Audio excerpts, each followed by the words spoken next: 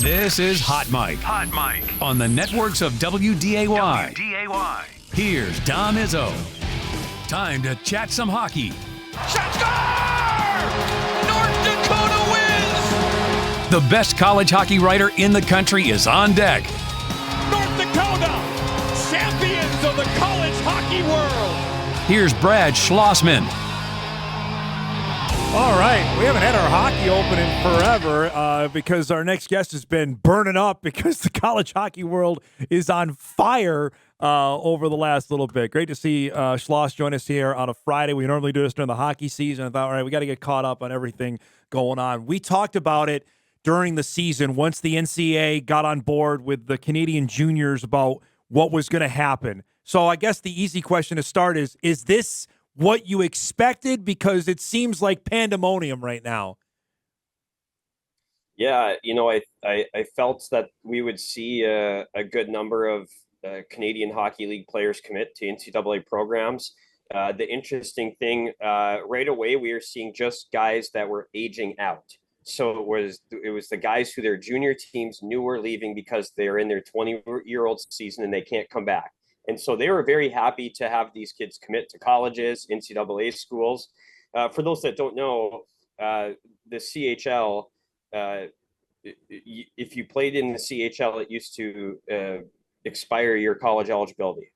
And they made a rules change that allowed players to retain their eligibility when they play Canadian major juniors. And a lot of players from age 16 to 20 in Canada just go play major juniors, right, and they're ineligible. So now this huge pool is available. And right away, we saw the kids who their junior teams knew were leaving. But now we're starting to see some of the really high-end players who still have Canadian Hockey League eligibility remaining. They're leaving to come to college. And that has definitely caused a huge story up in Canada. It's national news. And really the first two big names happen to be Cole Rushny and Keaton Verhoff, who are coming to UND this fall. And they both committed on the same day. And that was just massive news up in Canada. Rushny went in the first round of the NHL draft last month to the Calgary Flames. Keaton Verhoff is going to go in the first round next year. And we're looking at a top 5 pick. Things can change during the year. Yep. We're still a year out, so I don't feel like make these grand predictions. But right now, everyone thinks he's going in the top 5 and maybe the top 2. Wow. Holy cow. I have not had a chance to ask you on this, and I've had people bring this up to me. I want to shift gears to the House settlement. How much was UND hockey decision affected there? Because who UND competes against is Minnesota, Wisconsin, who had to opt in. They're forced to because they're in the Big Ten. Yeah. Did that force UND's decision from what you know? I don't think so, because I think it was really how they grandfathered in these roster spots, because the UND was always going to compete against the Big Tens in hockey, and they actually announced they were opting out initially. They're right. And then it was only when I think they would have opted in the future, but I think the reason they did it year one is because that was the challenge for them. They were probably not going to be Title IX compliant if they had to cut all their roster spots to what the House settlement was. Now, all of a sudden they say, well, you don't need to cut it year one. You can kind of gradually work your way there. And I think that's really what changed for UND. Now the interesting thing I always say is, what is the result of opting in going to be? Anyone can opt in and just do the same thing they were doing before. Yep. Like, you can have the same number of scholarships, the same number of anything. You can, in fact, have opt-in schools that are giving less money than opt-out schools, because maybe there's an opt-out school that's giving cost of attendance and Alston payments, and there's an opt-in school that is same number of scholarships not. So what we really need to dig into throughout this year is, what exactly does this mean? Are they giving more scholarships? Yeah. Because now you can give a full to everyone on the roster, but your roster is limited. So I think that's the next project. What exactly does opting in mean for these schools? Do you foresee the big boys doing that, spending more money on scholarships, that they fully scholarship their roster? Have you heard that? Yeah, for sure. It is happening, and it's happening year one. And I don't think everyone's going. So hockey was at 18 full scholarships. Right. Now you can go up to 26. I don't think everyone's at 26.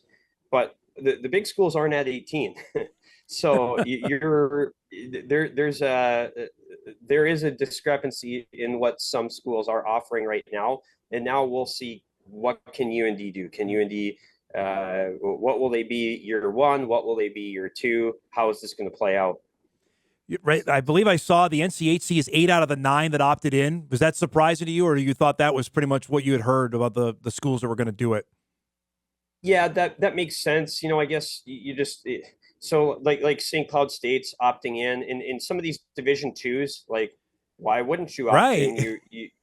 You are, especially if your rosters are at 26 anyway. Like Minnesota Duluth, for example. Duluth always has rosters at 26. So now, what's the difference between opting in and opting out? Right. Nothing. Like, are they giving more money? That's what I want to know. Yeah. So I think that's really what I have to nail down. But some of these Division twos, like they only have to opt in for their D1 sports. They don't have to They don't have to be roster limited in the other ones, which makes it actually easier for them to opt in. So now we'll see what it means. See, that's the thing I've been following as well for FCS football. Okay, great, it's opt in, but are you actually going to go? I don't know how many FCS schools are going to go from 63 to even 70 scholarship. I don't think many, if at all. That's exactly it. That's what I want to know about as we go through this. Like then it's a really interesting story. Right. If you see everyone in in the Missouri Valley at 63, Scholarly going to be a FBS type of thing, a Power 4, I should say, actually. Will there be some beyond that? Probably, but they're not given $20 million at non-P4 schools. No. Let's be honest. Nope. So I think the scholarship thing is going to be really interesting. And if you do have some schools offering 70, then that is interesting that you have a few more scholarships. If there are some schools that are revenue sharing, I want to hear about that because I don't know if these schools have that money. I think it's really a big P4 thing. And I think if it ends up doing that, the discrepancy, then you can see it on the ice or the field play out. Well, if this team has more scholarships, there's clearly a advantage then. But if you're going to do that, you also have to be Title IX compliant. At least as I understand it, you have to make sure that the women's sports are funded in that if you're going to add 5 or 6 scholarships, doesn't matter what the sport you do it in. Yeah, absolutely. That's something that will have to be taken into account. And athletic directors are not sitting on the beach this summer. They're going through a lot of challenges. It's probably been the case the last several summers with everything that's come up through NIL, and now NIL is completely changing. And it's going to be interesting to see how this all plays out. But college athletics has been in a huge transition period for a few years, and we're in another one this year with the House settlement. I should have texted you this. I was on vacation, so I saw it, but I don't think I've ever seen a college hockey player or a junior college hockey player announce their commitment on ESPN. It happens all the time in basketball and football, but Gavin McKenna was on ESPN. First off, why was this such a big deal, and how did that come about to announce his commitment to Penn State of all places? Yeah, and that's the other part of the CHL discussion is that Gavin McKenna is likely going to be the #1 overall pick next year, and just had a sensational year. And that's the first time I've ever seen that where a college hockey player announced a commitment on ESPN Sports Center. So, but that's, Penn State has some NIL money. Yeah. That's a big, I think Gavin McKenna made the decision he was going to go to college. And that has nothing to do with NIL, why he's going to college. I think then when he's picking his schools, the ones that were in on him were definitely ones that were able to give a decent NIL payment to him. He ended up choosing Penn State. I heard he liked Penn State all along. That was, kind of the front runner for a while. Penn State did have the largest NIL offer, but I think he did like Penn State all along. And yes, that is why a school like Penn State gives the highest NIL payment that's ever been given in college hockey, over $500,000. to Gavin McKenna, because you're not just getting a superstar player. What Penn State's doing is they're getting the publicity, the marketing out of it. Yep. There you go. Correct. Already paying off. Yep. So he's there. Right. He's on the Sports Center. But also now all these players in Canada are interested in Penn State because that's where Gavin McKenna went. They're like, oh, I might not have thought about the school before, but Gavin McKenna's there. Yep. So that's why you go out and try to get a player like that. It's going to be a really exciting year for college hockey because there's going to be a lot of eyeballs on McKenna and Keaton Verhoff at UND, and maybe they'll even get into who's going to go number one debates if Verhoff plays well enough here at the start. But really exciting time for college hockey to have all these top end prospects. They've been doing a great job getting a lot of them the last several years, last decade. Now it's going to just even be even more. $500K is what pretty good basketball, football NIL deal. That's up there. I mean, that's probably astronomical for college hockey, from what you know, right? For NIL. Yeah. I think that's double what anyone else has gotten in college hockey, to my knowledge. Yeah. That's a big deal there. Give us the lowdown on Cole Rushny, who got drafted by the Flames last month in the first round. You mentioned he's going to be on campus in the fall. What kind of player that UND and Dane Jackson got here? Yeah, he's a really smart player. Sees the ice well. He can score.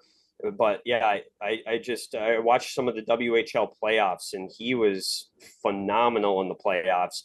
Then he went to Canada's U18 team, played in the World Under-18 tournament after Victoria was knocked out of the playoffs, and he was phenomenal there as well, one of their best players. And I think he just kept getting better and better as the season went on. He had 25 points in 11 playoff games for Victoria. So every time I watched the highlights of the playoffs, it was like, wow, this kid is electric right now. And I think he fits in at UND as an immediate top six forward, a guy that's going to be a driver on the power play. He's a guy who can play center, and UND really needed to get a top six center. They got one with him, and just seems to be a good fit. He's from a town that's 1,200 people in Saskatchewan. So, some of these Western Canadians are great fits for UND. Yep. Grand Forks is a community where they feel really comfortable.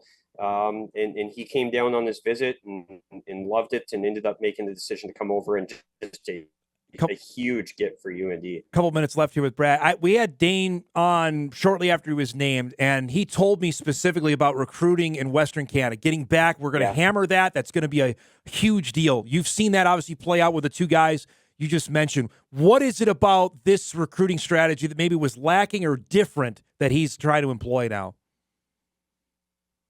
Well, I think number one thing that's different is that there's so many more Western Canadians available. Right. With the opening of the CHL, this is a rules change time, and I think this is an opportunity to go up there and own Western Canada, as he said on your show, and really be the place where North Dakota players go. So I think that's a huge part of it, is just that a lot of these guys were ineligible in the past year. This is a huge opportunity for UND, and especially because UND has gotten a lot of Western Canadians over the years.